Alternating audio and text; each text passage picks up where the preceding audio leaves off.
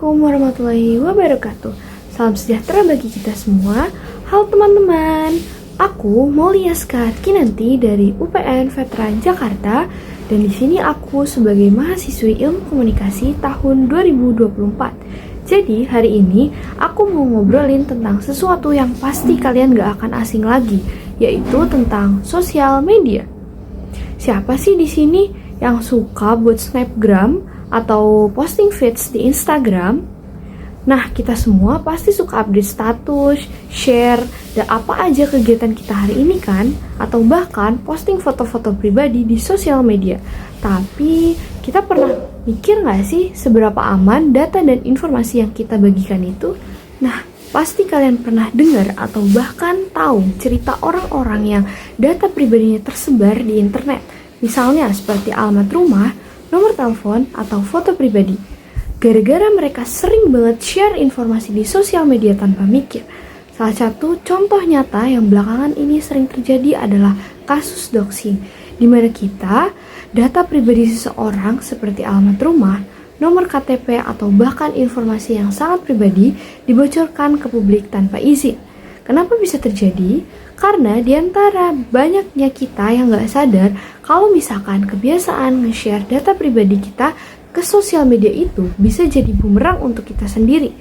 Salah satu pakar keamanan digital yaitu Egne Kaspersky pernah bilang bahwa setiap kali kita membagikan informasi pribadi kita di internet, kita memberi orang yang tidak kita kenal kekuatan untuk merusak hidup kita. Mungkin kalian mikir, akun aku kan private, gak ada yang bisa lihat.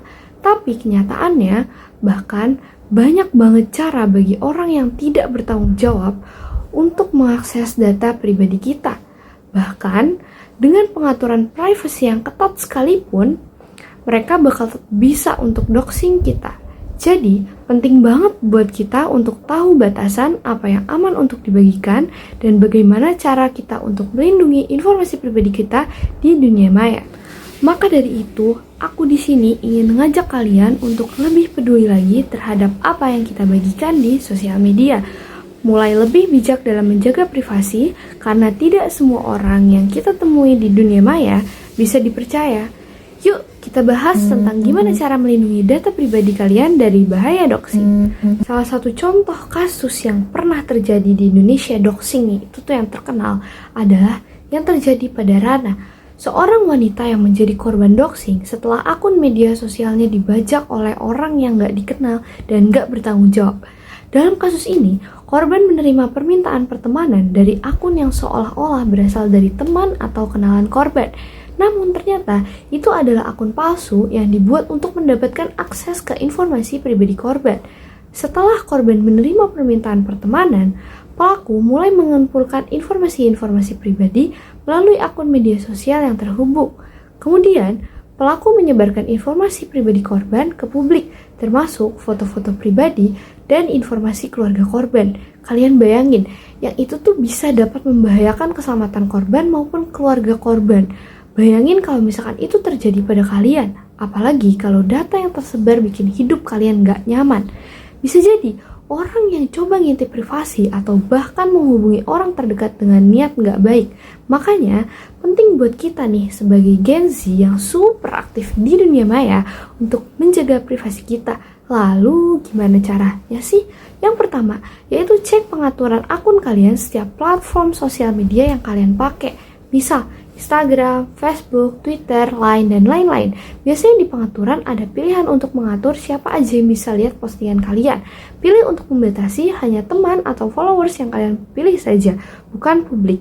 Jangan biarkan semua orang bisa lihat dan informasi tentang kalian, seperti foto, lokasi, atau status. Kedua, jangan sembarangan menerima permintaan pertemanan untuk mengikuti akun-akun yang dikenal. Yang nggak dikenal, banyak orang yang menyamar jadi teman atau orang yang dikenal hanya untuk mengakses informasi pribadi kalian. Orang-orang biasa menyebutkan dengan scamming. Ini scamming berbeda dengan doxing. Yang ketiga, aktifkan autentifikasi 2 faktor di akun media sosial kalian. Ini adalah lapisan keamanan untuk privasi kalian. Yang ketiga, jangan masukkan kode yang email atau setiap kali kita login. Jadi, meskipun seseorang tahu kata sandi kalian, mereka nggak akan bisa masuk tanpa kode itu. Doxing bisa bikin korban merasa stres, cemas, dan nggak aman karena informasi pribadi mereka tersebar. Selain itu, ada risiko identitas dicuri, uang hilang, atau reputasi yang rusak parah, baik di dunia maya maupun di kehidupan nyata. Korban juga bisa merasa nggak nyaman buat online lagi atau bahkan trauma. Doxing bisa jadi masalah besar, terutama buat korban yang nggak siap menghadapi konsekuensinya. Dampaknya nggak cuma sebentar, tapi bisa aja bertahan lama.